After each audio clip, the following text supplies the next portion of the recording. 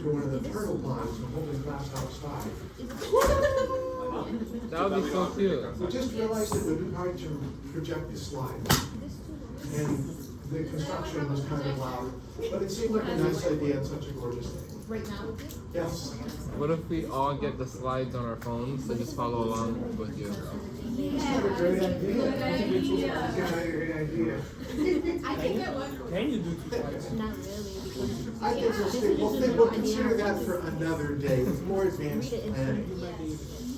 A couple things. It feels dark in here. Is that because I'm blinded? We close the blinds. I closed the lamp. It's like very glaring. Oh, Yeah. okay. It will Okay. help with the projector and the glare thingy. Anyway, you can see me, right? Okay. And the board, that's critical.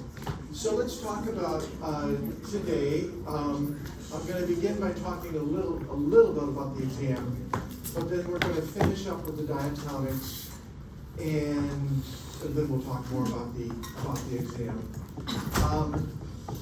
Let's see. I updated the slides. So the slides for today are really the slides for last Wednesday. We didn't get through them all, and so I don't have extra ones. I did update them because I found a typo, so I updated them. The quiz, I uploaded the quiz in its blank form and also the solution so you can see them. I have not had time to grade it over the weekend. I hope to get to it, but you've got the solution so you can see that. After last period, one student in the class asked if we could move the exam to Wednesday. And I said I'll give it some thought, and that I don't usually move exams when they've been announced so far in advance. I did give it some thought. I talked to several students. I got a mixture of responses, and that'd be great. I'd love the extra couple days. To I was really counting on it, and I'd like to get it over with, or I've got other stuff coming up afterwards. I don't know how many people fall in which boat, but when I hear that there are a few people who were counting on a particular date that was announced well in advance and planned for it, I tend to give that a lot of weight. So we're going to leave the exam on Monday. Okay. But that's the message. I'm still here, all day long. If you want to ask questions, I've got things going on later in the day. Woodland, we'll have the study hall at 3 o'clock. I've got things planned for the weekend, but if you reach out to me, I'll be happy. I'll make some time to Zoom with you if we can't meet. Just let me know. Yeah, so that's it. I'll remind you the topics for the exam. We'll get to them later, but they begin with the harmonic oscillator, because the last exam was sort of the beginning of the harmonic oscillator, but not fully through it. And then the rest of that module, so also rotation. Then after that came the atom, the hydrogenic atoms, and then complex atoms. So all of that is on the exam in principle. I can never cover everything on exam, but my choice of topics will be from that up through valence bond theory. But molecular orbital theory, which we started the past day and a half, will not be on the exam. It will be on the final, of course, but yeah. I'll go into a little more depth on the exam later, but are there any questions right now? How was your day? It's only so far. Thank you for asking. First of all, it's very kind of you to ask. Thus far, it's a good day. Okay. How's yours? I mean, pretty good. Okay. Okay, well, in that case, I want to finish off our discussion of diatomics. And then we'll come back to the exam. So let me remind you that where we were. We've been talking about homonuclear diatomics because we want to keep it simple, to introduce you to the basic ideas of molecular orbital theory. We started with diatomics, in particular homonuclear diatomic, same nucleus, just simplest. And we've now explored really, I think, all the basic concepts. So each molecular orbital is written, often thought of as a linear combination of atomic orbitals. And thus far we've kept that combination pretty short and put only the most important contributors. But to remind you,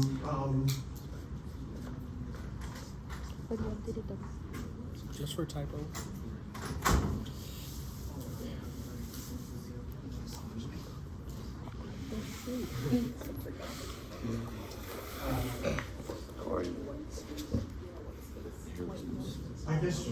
I guess I wrote it with the side, and I'll put it that way. What I need. Sideways? You were trying to break the light on. Oh no, oh my god, no. No, that's not what I'm all right. That's all I Sorry, need, what I right? need. I had too much pain. Yeah. Like, So that was side plus, for example, we saw others. So what we did last week was so that we can use not only s orbitals, but also p orbitals. And we saw that when we use two s orbitals like this, we got a sigma bond because the electron density in the orbital is symmetric about the internuclear axis and organized along the internuclear axis. We saw that we can also do a sign minus combination to get an antibonding orbital. This was bonding, and in fact that was G, using parity, Gerada symmetry, and then we could also form the antibonding combination, which gave us the sigma U. Then we saw that we could form other MOs from the p orbitals if we used the PZs.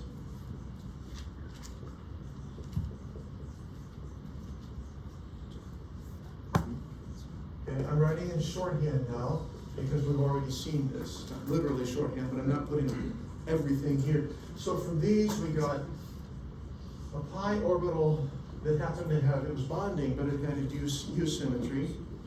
And we saw, yeah, so that's not right at all. This is a sigma orbital, and it's got G symmetry. It's sigma because the z-axis conventionally is taken to be along the internuclear axis, and so the z orbitals, I ran out of room, overlapped favorably with the constructive interference. Then we saw that additionally, we could have an MO formed from the p-x's and the p-y's.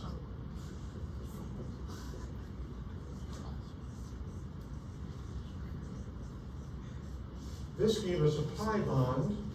It was bonding, it had U symmetry, and now you have to imagine this.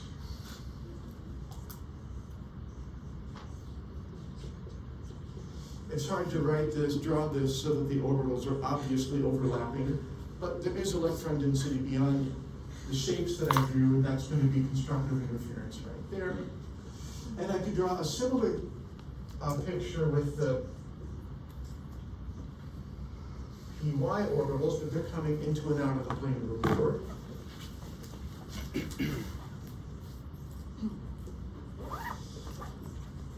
Also pu, pi u, and those will have the same energy, so they're degenerate. So altogether we can have 4 electrons. Then we also talked about the minus combinations, which gave us antibonding orbitals. In the end, then we had many molecular orbitals that we could fill up with the alpha principle. So I'm going to switch to slides now to continue with this discussion. But first, any questions on this stuff? Okay. So let's go to slides.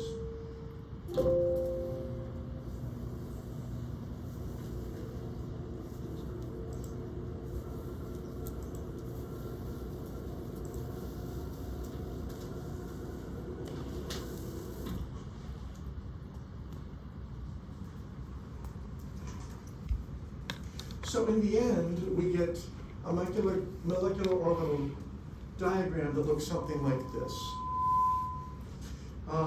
You notice the title says this is the diagram appropriate for dioxygen and difluorine. That's because for nitrogen and carbon and so forth, two of these are in a different order, and I'll talk about that again in a moment. But you fill these up simply from bottom to top, and so we have this now. I guess I got through nitrogen last time, so now we've got oxygen showing.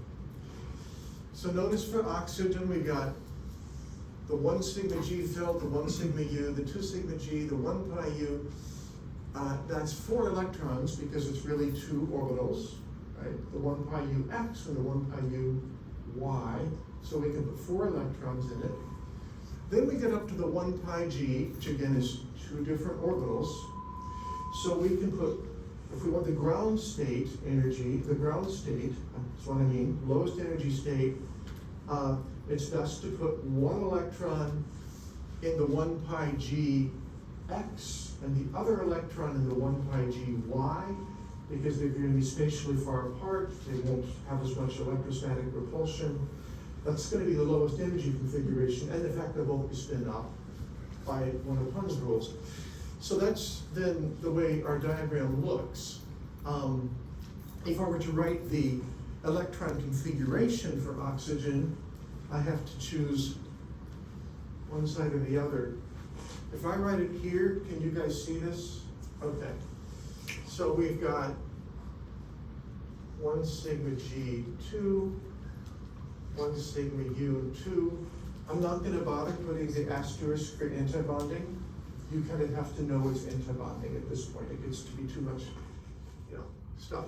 Then next one up now is the 2 sigma G, the one that's formed from the PZ orbitals. 2 electrons in it. Then we've got the 1 pi U. It's got 4 electrons, and finally the 1 pi G, which is antibonding, and it's got 2 electrons, one in the X and one in the Y. But we don't generally bother distinguishing X from Y in this notation. We just know it. Okay. Yeah, so that's it. Now if I wanted to figure out the bond order of oxygen, 1/2 the number of bonding electrons minus the number of antibonding electrons, I've got to count them up. So now I have to know, without the asterisk, which are bonding. Bonding, so that's 2, antibonding, 2 more bondings, that's 4 altogether. The pi U is bonding, so we got a total of 8 bonding. So this is, now antibonding, that's going to be the 1 sigma U and the 1 pi G, so 2, 4. I can't see the 4.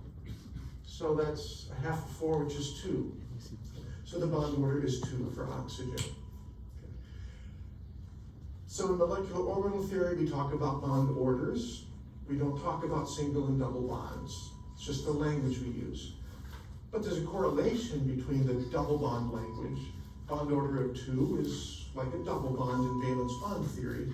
And of course, that corresponds to our Lewis structure with the 2 lines there. So imagine that I want to go from oxygen to fluorine, F2. I would just have to add 2 more electrons. They could go both go into pi G, because it can take up to 4. So I have 4 in there.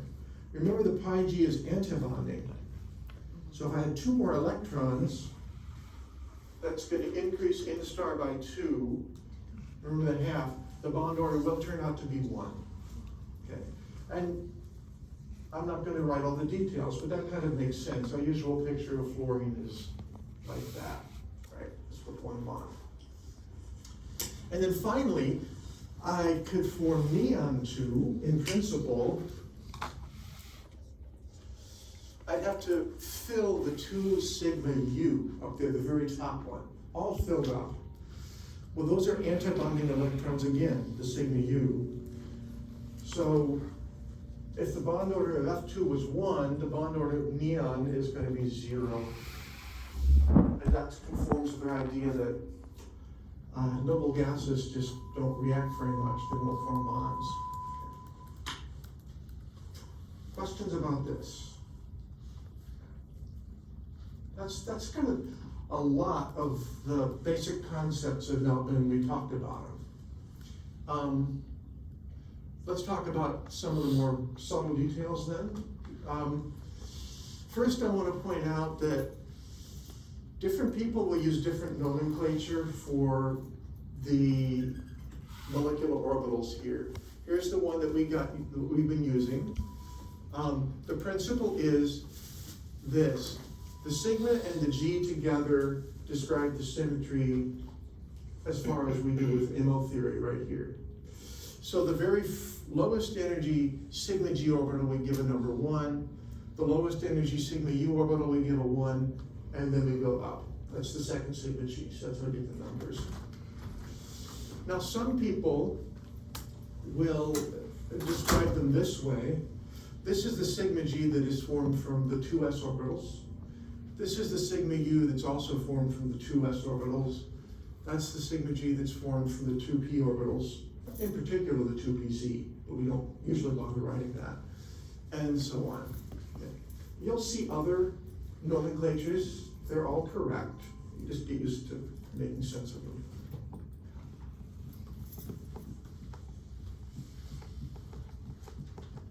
Now, I want to talk for a second with the next slide about the order of energies of these orbitals.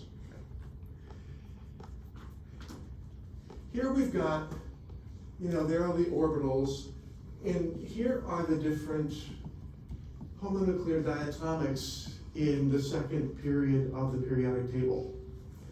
You'll notice that the orbitals don't have the same energy for every one of these. That makes perfect sense. I mean, the nuclei are changing in their positive charge. The electrons have a different electrostatic attraction with those nuclei. Also, as we add electrons, there are more electron-electron repulsions. So there's no reason for a given orbital energy to stay the same for all diatomics. That's silly. It's just that previous picture where they all looked the same, you just filled them up. That's a simplistic picture for conceptual understanding, but it does not tell the whole story. It's kind of good enough for getting the order right, though, except for this pair. So you will notice that the sigma 2 begins with the light atoms here higher in energy than the 1 pi u. The 2 sigma g is higher than the 1 pi g than the 1 pi u, but then for oxygen it drops below. So you kind of just have to draw different diagrams for those two situations. Oxygen moves, yeah. Actually, let me jump ahead then. Okay. So these, if you would for the moment ignore the dashed and dotted lines. I'll explain them in a second. But just notice that for lithium, dilithium through dinitrogen, the ordering where the 1 pi u is below the 2 sigma g is the appropriate one.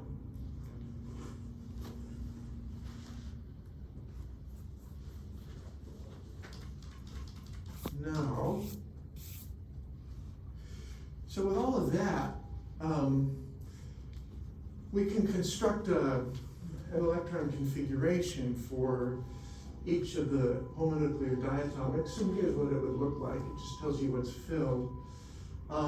When it starts getting long, you can simply use beryllium, for example, in square brackets, and that stands for 1 sigma G2, 1 sigma U2 is just, and then you only have to add what is beyond that, right? So this is a way of writing boron 2 and carbon 2 and so on. You'll notice that we've switched the order of those right here when we went from nitrogen to oxygen. Not a big deal to remember that, but technically that's kind of more sensible. Also interesting is to see the bond orders. You can calculate the bond orders just remembering which is bonding, which is anti-bonding.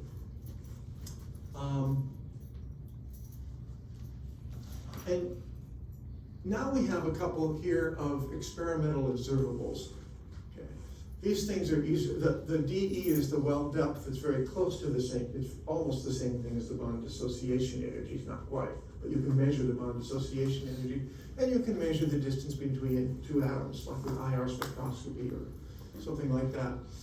So you can see that short distance, like for nitrogen, correlates with a bond order of 3, slightly longer distance for C2 bond order of 2, longer yet for bond order of 1.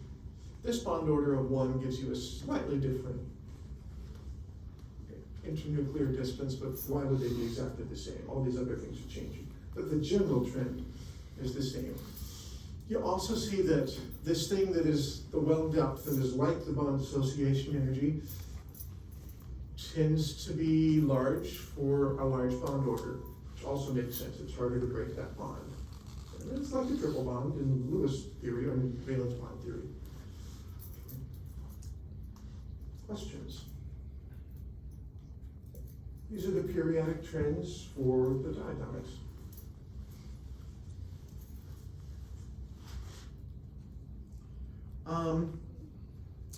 I've got a worksheet on homonuclear diatomics. I suggest you not think about it until after the exam. It's not particularly hard, but I'm making it due on Wednesday, so I suggest on Tuesday that you think about it.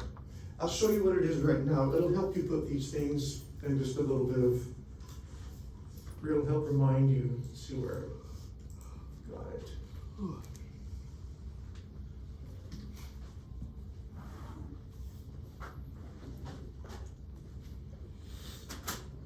Module 4 worksheets. This one.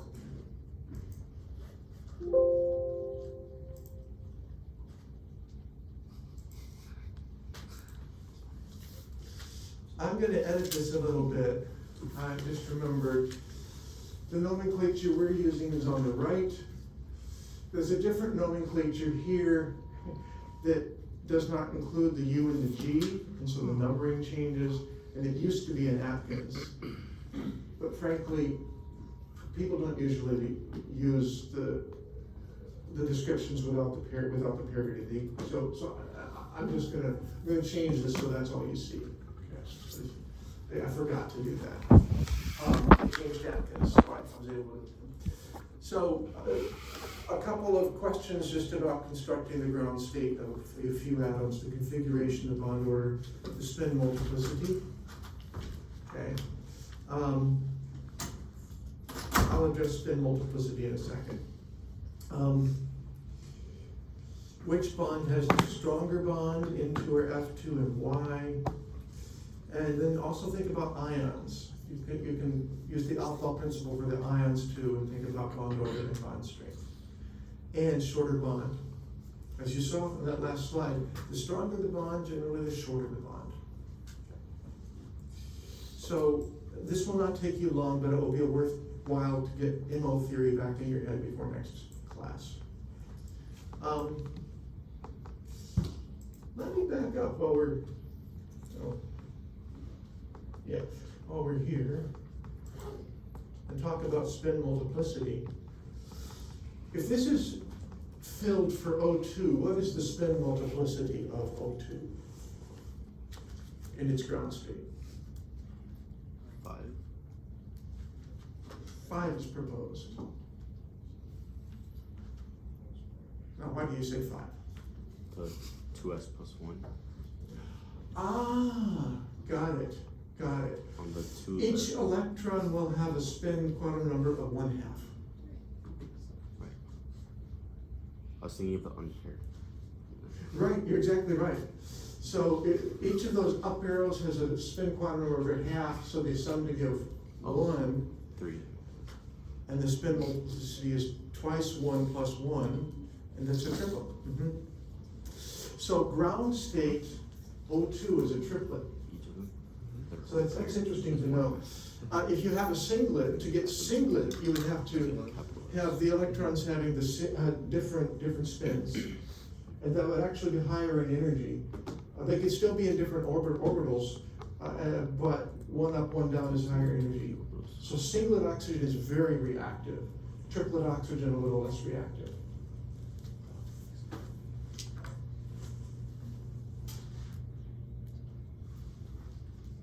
Okay. So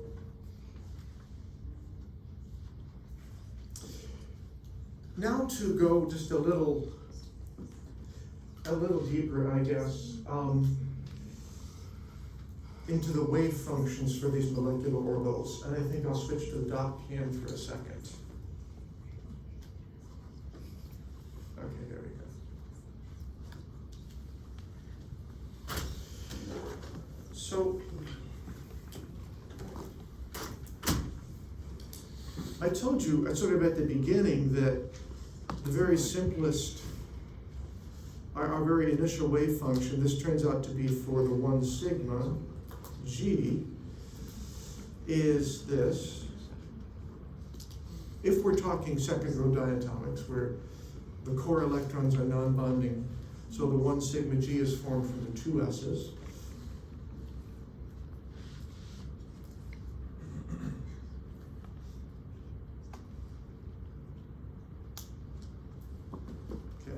So that's what we said, right? Well, that's a linear combination of atomic orbitals. So we have a molecular orbital that is a linear combination of atomic orbitals. But as I said earlier, there's really no reason to stop there. The 2s orbitals give the most important contributions to the 1 sigma g, the largest ones, but there are others as well. So for example,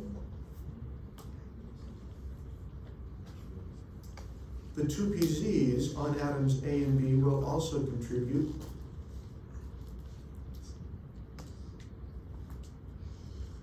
And there will be more, but let me just give those 2 as an example. Now, I'll show you with the picture why the 2 pZs would contribute. Okay, they'll contribute to the 1 sigma g, and they'll also contribute to the 1 sigma u. They make minor contributions. I'm going to go back to here and show you why.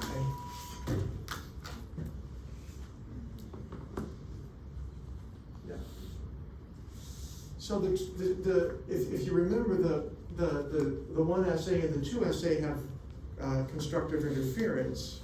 I'm sorry, the 2s on atom A and the 2s on atom B have constructive interference along the internuclear axis. Well, so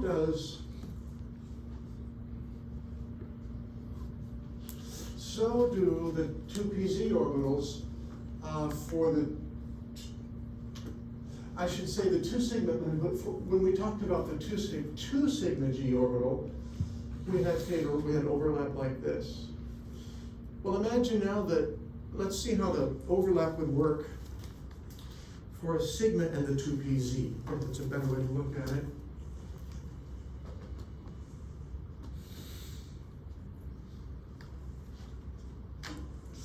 So if here's nucleus A, here's nucleus B.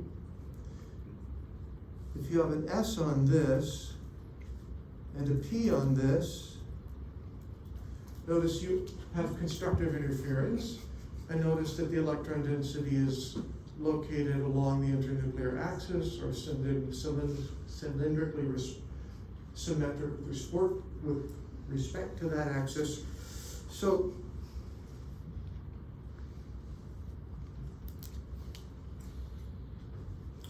yeah, so the 2 pz works just fine. So the 2 pz will actually contribute to the 1 sigma a little bit and to the 2 sigma a lot. The 2s contributes to the 1 sigma g a lot and to the 2 sigma g a little. So they both contribute.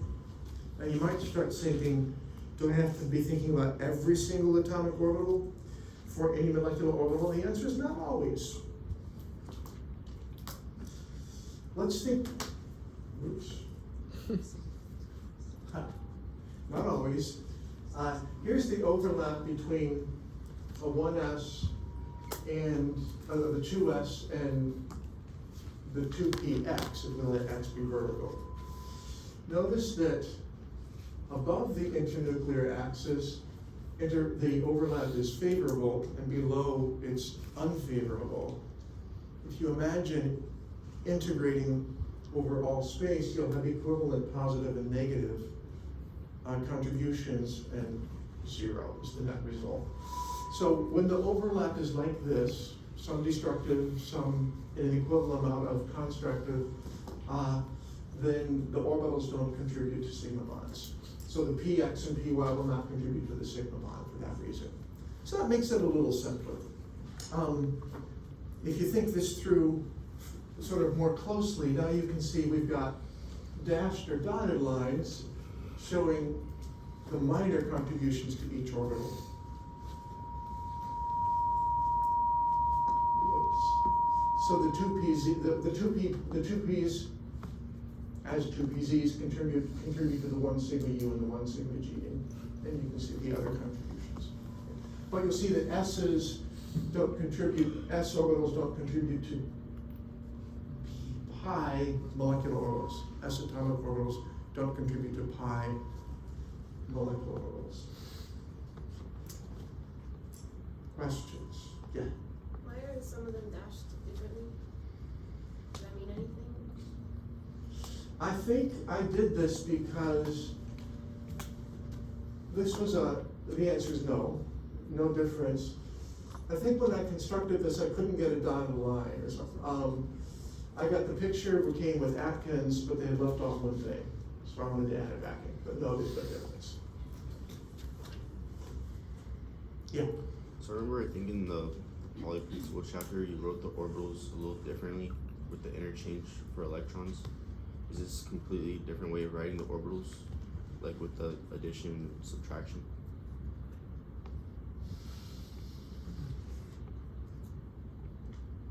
So, I can address that. It's kind of a comparison between the way valence bond theory thinks about the two electrons in a bond and how molecular orbital theory thinks about that. I can address that, and maybe it's worth it. It's kind of a detail, but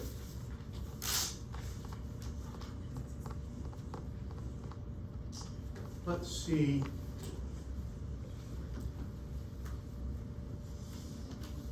Keep things simple. So to address Jonah's question,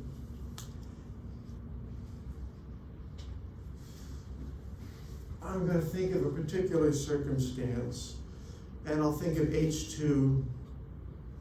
I think that's the easiest. They're the nuclei. So in the MO picture, we've got this, right? This is the MO picture. So we've got a sigma. This is the 1 sigma G for H2 molecular orbital as I've drawn it. And I'm only going to draw the spatial part of it, right? Now, we know that for H2, I can draw my molecular orbital diagram.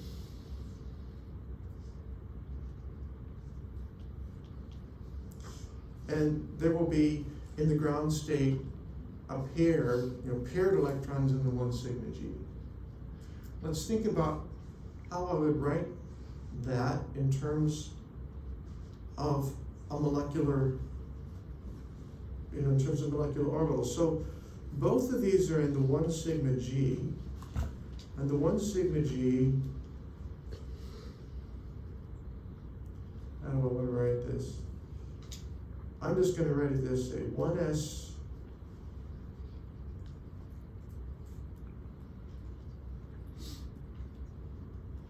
Are you okay with that? I suppressed the letter psi inside the parentheses just to keep it simple. Okay. Now let's suppose that we have 2 electrons in the 1 sigma G, because that's what so we've got H2, 1 sigma G2. So how would we write that? Well, that's going to have to be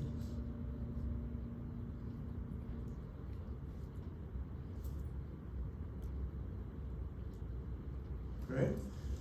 So this is 1 electron is, so I'm labeling my electrons 1 and 2, even though they're not distinguishable. 1 in the 1 sigma G and the other one also in the 1 sigma G. So this is now my description of the spatial part of the 2 electron wave function. Okay. Okay, let's multiply it out. So I just have to multiply two of those together, but gotta be a little careful. This is gonna be 1.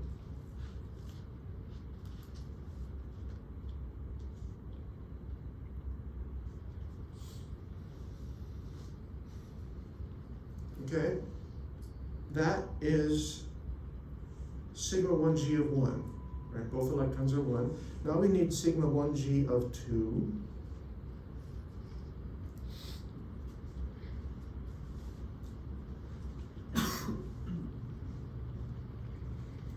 That's what we get. Let's just multiply algebra, right? I mean, so that 1/2 times 1/2 is 1/2 times what? We're gonna have 1sa of 1, 1sa of 2, that's that combination, plus 1sb of 1, 1sb of 2, that's that combination, and then we're gonna have 1sa of 1, 1sa of 2, I gotta go down here.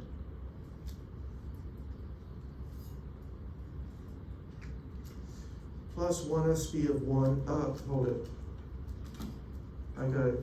We got 1sa of 1, 1sb of 2. Plus 1sa of 2, 1sb of 1. Okay? That's complicated, but that's what it is. Okay, now wash your brains of molecular orbital theory and go back to valence bond theory. What was the valence bond description of a bond? Because remember, a bond was now thought of as each atom contributes 1 electron, right? So the bond was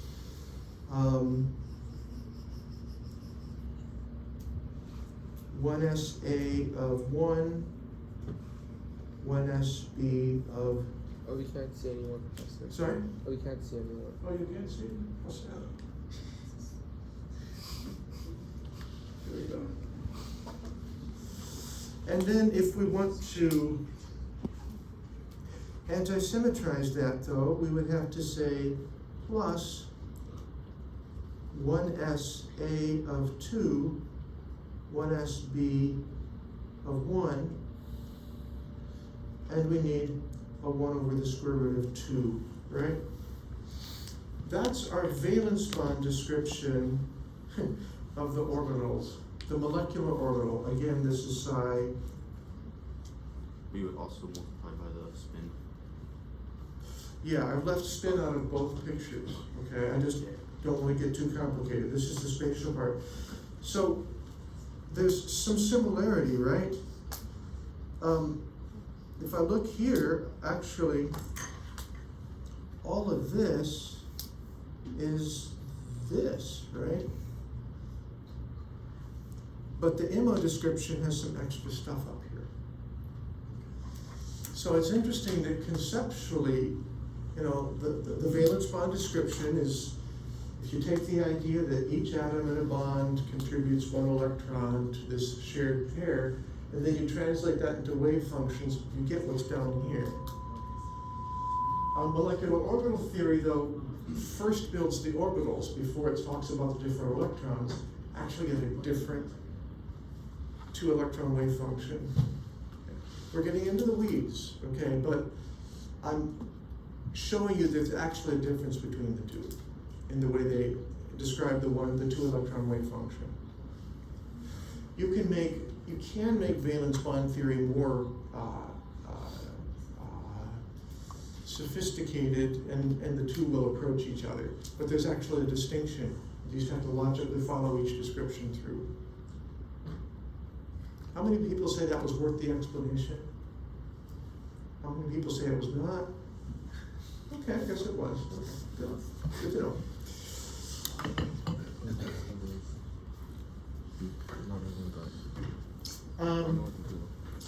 Okay, so we got, okay, that's where we are. So,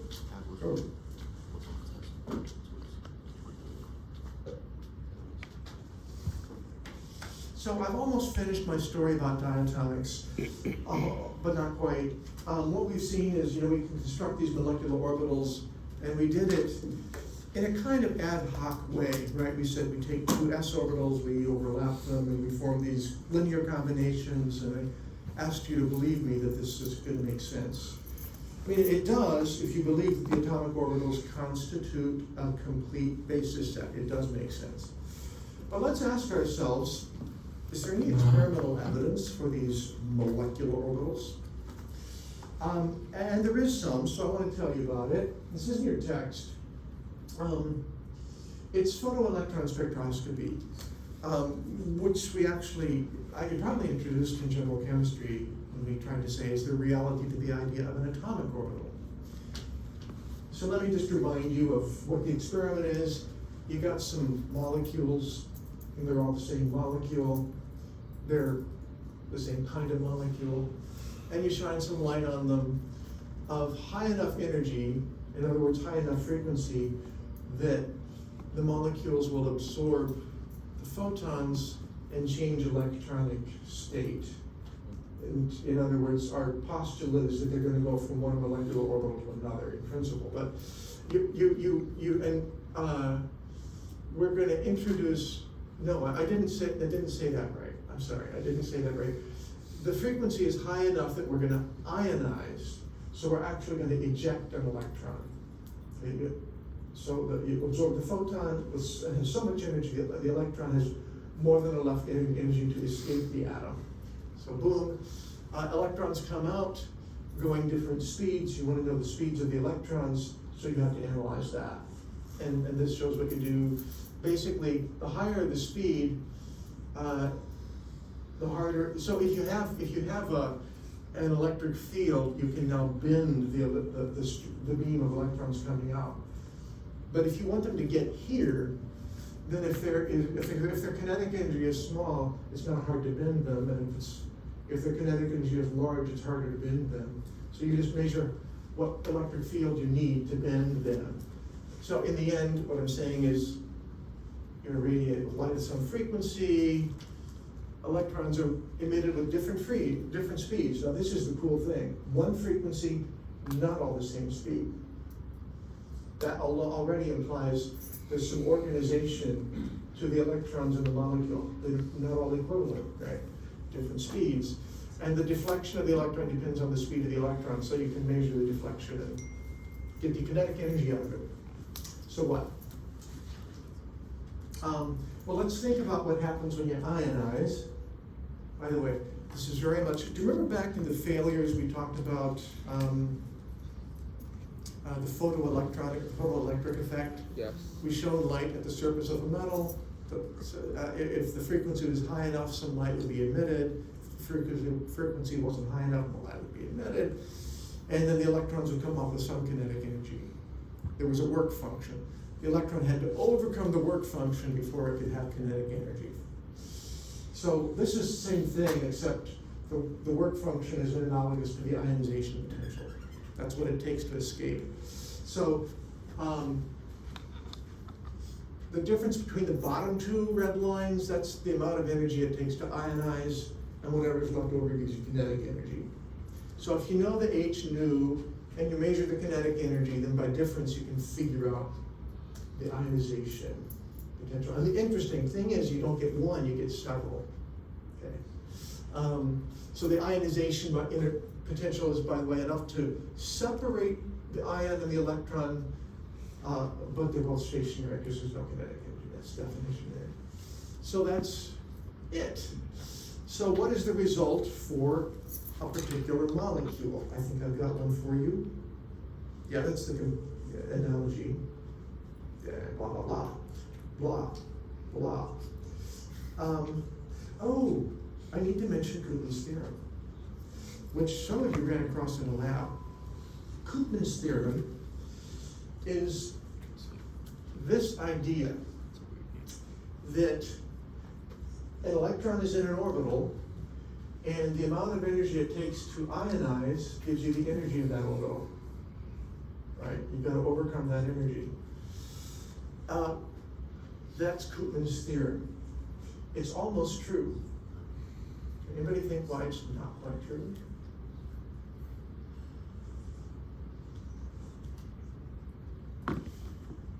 All these electrons in this atom are repelling each other, right? And they're attracted to this nucleus, but each electron is repelled by all the other electrons. And the sum of all the electrostatic interactions pretty much gives you the molecular orbital structure, the energies of all the orbitals, right? Now, if you pull out one electron, there's less repulsion left in there's less repulsion left for the other electrons. So the orbitals are going to reorganize a little bit. So after you get rid of the electron, sure, you had to get out of the one orbital, but also everything reorganized.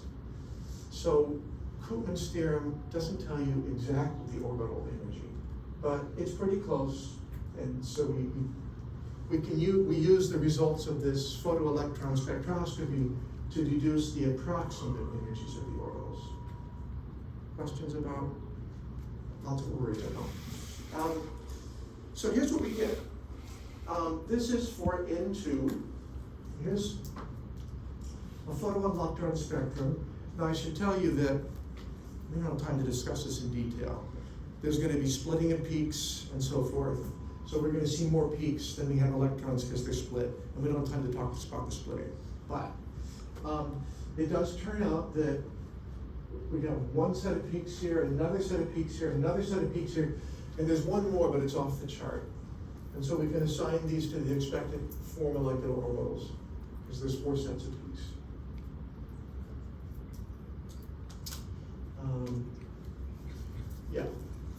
This is off the chart because the energy is so large. The 1 sigma g has such a low energy that to ionize an electron in that orbital takes a lot of energy. To ionize something in the 2 sigma g doesn't take so much energy. That's how we can, one way we can assign this one. Okay. So there's evidence for the molecular orbitals is what I'm getting at. Questions?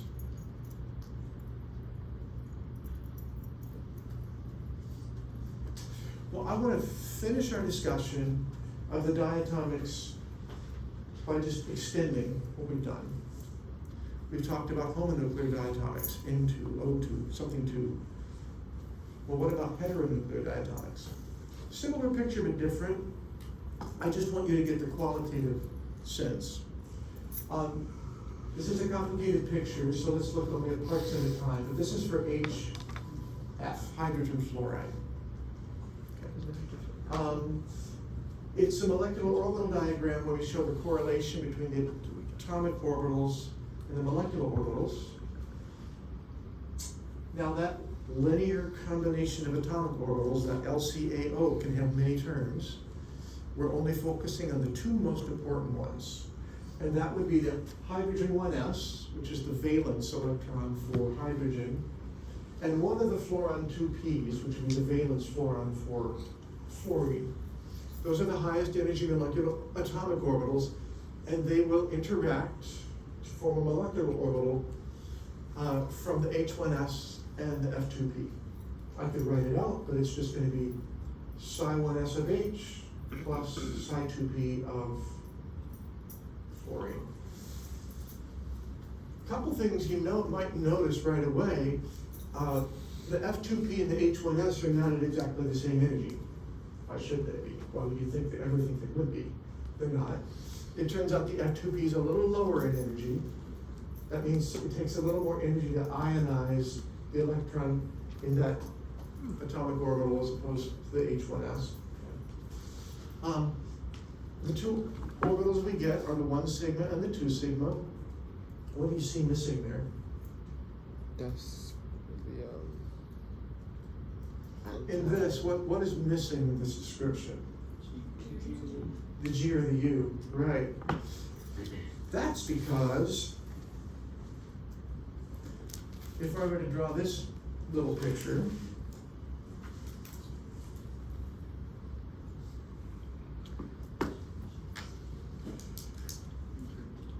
so here's my H. Yeah, my black pen, I don't know what happened to it. So we're talking about the H1s.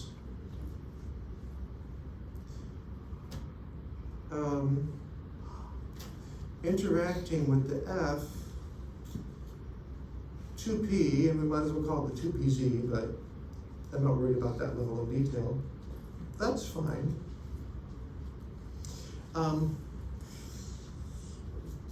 This is, I don't know where the center of mass is going to be over there close to the fluorine, I suppose.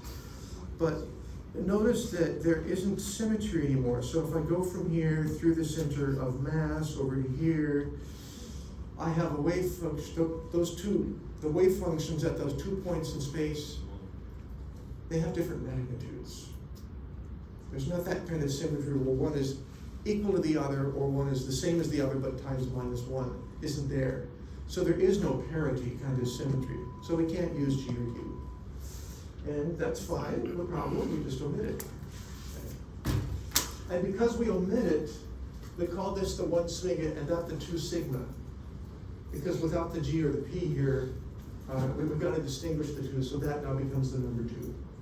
Anyway, so you see those things. What else would I tell you? You will see that the energy of the 1 sigma is going to be closer to the energy of the F2P, because the F2P is the lower AO. Are we over time already? No. No, okay. Don't mean to embarrass you. So this is true, and of course the higher energy, the 2 sigma is closer energy to the H1s than the fluorine 2p. It turns out that the 1 sigma is composed mainly of the psi F2, of the fluorine's 2p, and just has a little bit of the hydrogen's 1s mixed in. It's no longer an equal contribution situation. And likewise, the 2 sigma is mainly H1s and just a little bit F2p. Okay. That turns out to be the case. So that's the basic situation for the heteronuclear diatomics. AOs are different in energy. The orbitals can't be described with parity, and the wave functions have different contributions that can be predicted. Now the other stuff you see in here is energies, EVs, right? 7.2, blah, blah, blah. And then it says ionization limit. So that would be the energy it takes to just ionize, and you get an ion and an electron with no kinetic energy. It's as if those were the results of a photoelectron spectroscopy experiment. And you would get 4 different signals here. Well, one experiment, actually it's 3 experiments. One is done on atomic fluorine, and you can figure out then the energy of the 2p orbital by what it takes to ionize it, which is that many electron volts. Here's a separate experiment of the hydrogen atom. It takes that much to ionize it, and then by Koopman's theorem, from the ionization energy, we can say that's the molecular orbital energy, which won't be exact, but according to Koopman's theorem, you know it's not exact, but it's pretty good. And then we can do a 3rd experiment on the molecule. We get 2 signals from the molecule, and one would correspond to the 1 sigma. That has a higher ionization energy, so it's the lower energy orbital, and likewise the 2 sigma. So I could ask you then, from those data, I did determine the difference in energy between the 1 sigma and the 2 sigma. And that'd be 10.7 minus 6.9, right? Which is 3.1, 4.1. Questions? So, yeah. So that's what I wanted to tell you about molecular orbital theory applied to diatomics. A whole lot there. We used an LCAO approximate. We described molecular orbitals in terms of atomic orbitals with those LCAO, linear combination of atomic orbitals. We learned a lot about symmetry, how important that was, parity. And we saw how we could combine s orbitals or p orbitals to get molecular orbitals of different symmetries. We saw bonding in orbitals and anti-bonding orbitals. We described them with GNU parity. And we were able to use the Altfeld principle to form ground states of the homonuclear diatomics, and you can do the same thing for the heteronuclears. Right? So that's really kind of cool. The idea of bond order came out of it. We can assign spin quantum numbers, multiplicities. We can do a lot. We also saw how to extend the ideas beyond their most simple representation, include yet more orbitals, the ones that have the right kind of symmetries. That's kind of what we did. And we saw that this can be verified, the idea of a molecular orbital with spectroscopy. So we're kind of done with the diatomics. We could do more. The text used to talk about term symbols for the diatomics, and we could introduce those, but we probably won't. From here, after the exam, we'll extend these ideas to larger molecules, which are of greater interest. But we started with the diatomics to build the ideas. Questions?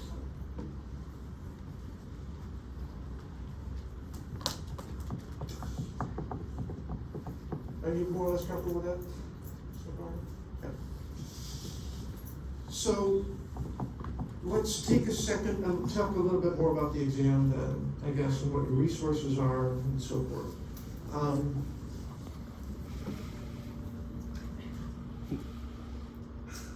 So in terms of resources, back to Canvas, I've got the worksheets up. The only one we used for valence bond theory was this one. Oh no, actually, we didn't have one for valence bond theory. So, you know, that's not important. But the worksheets for Module 3 can be important, so they're all there. I included one on term symbols that I did not assign, but it would help you review. Okay, and I've got the solutions here also. And then for Module 2, there were quite a few worksheets, and some of them are pertinent, so the solutions are there, it's available for you.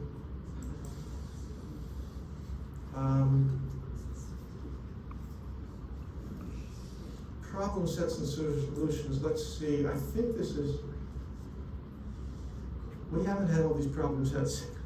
They were in case you wanted to look ahead. I might tweak one of the future ones, but we got up through valence bond theory, so problem set 10. So the ones that are important for this exam are the harmonic oscillator, which was only partially in the last exam rotation, hydrogen complex atoms, and valence bond theory. So I guess that's 5 problem sets.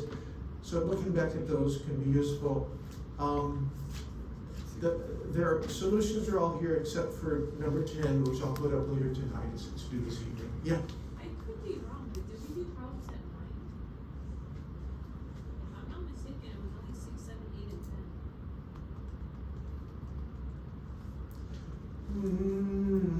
No. You did problem set 9, complex atoms.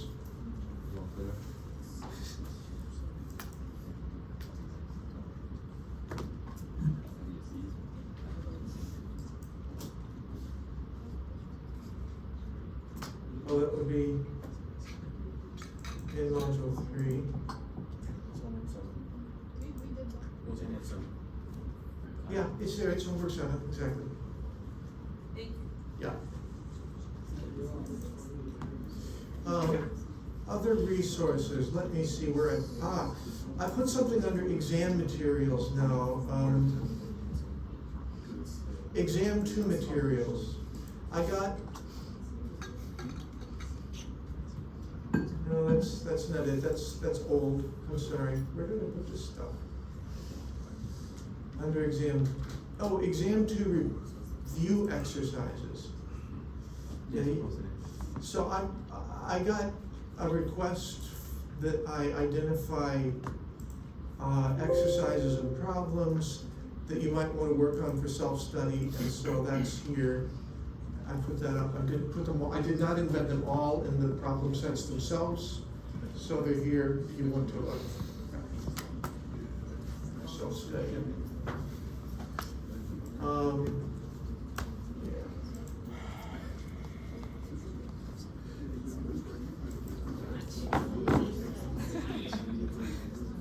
And the last thing I think I remind you of